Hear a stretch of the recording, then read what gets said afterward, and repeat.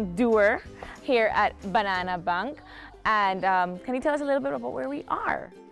I like to call this part of Banana Bank the heart, because this is sort of the central area.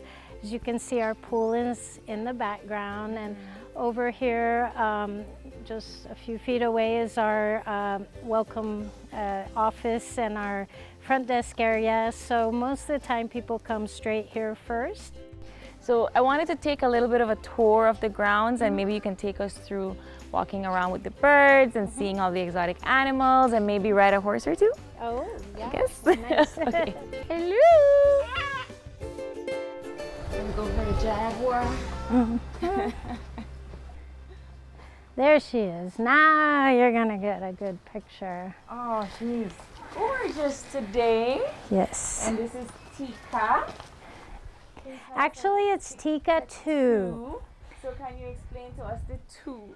The 2 is a TOO, and the reason is because before her, we had Tika, the original Tika, and we had her for over 25 years. So from 1981 until 2006. And she was found in the Mountain Pine Ridge area, and this was way before there was a zoo or anything like that. When she passed in 2006, we kind of kept this area, and in 2008, we got Tika 2. And we just kept calling her Tika and Tika and Tika this and Tika that, and finally, I think it was my mom said, we should call her Tika 2, because she's being called Tika 2. She's so gorgeous and yes. tame. She looks Yes. very happy in her. Yes, yes.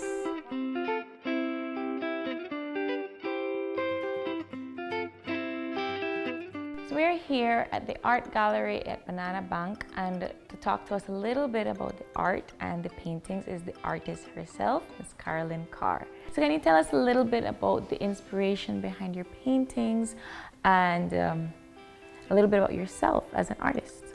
Belize is really a very special place because it has so much variety, not only in the country itself, but in the people. There are so many different ethnic groups, and that's one of the things that I have enjoyed sharing with the viewing public, is the variety of faces, colors, skin tones, the culture, of course. I like the paintings that show the people. I love to paint animals as well, particularly birds, and cats. I've painted quite a few jaguar and margay and so on. But the human element to me is the biggest challenge. I especially have a special place in my heart for the women. I don't want to be too hard on the men, but the reality is women carry the load. And so you will notice in a lot of my paintings, it's mothers with children. And oftentimes they're mothers who don't have many resources, and they have to make do with what they have. Interestingly, this little painting here of the children on the steps seems to be one of the favorites that the people like. One of my favorite themes is to capture the past before it's completely gone. An example of that, of course, is the market, which no longer is. And that is, in a way, a shame. And I like paintings like this because they have a variety of challenges, such as texture of the fish, the conch shell, and obviously in the lobster, and obviously the expression on the people's faces. And then the challenge is to draw people through the market, so they walk through the market and out into the open sea. So you have a lot of different subjects in one piece of art, and that's something I enjoy doing.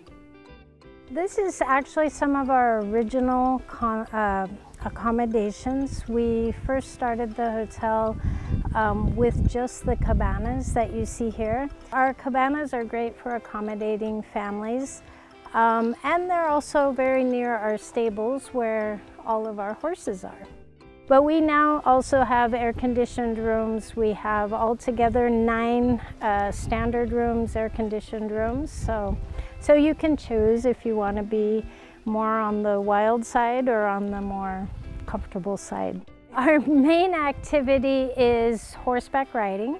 We actually have 4,000 acres, and we do, most of our rides are on site.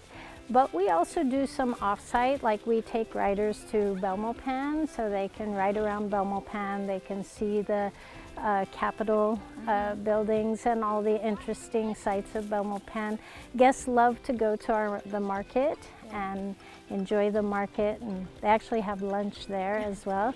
We actually do week-long packages of just riding, and they go different trails every single day. What does a horse whisperer do? What does Well, that mean?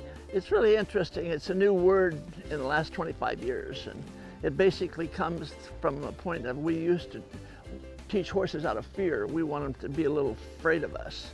And then about 20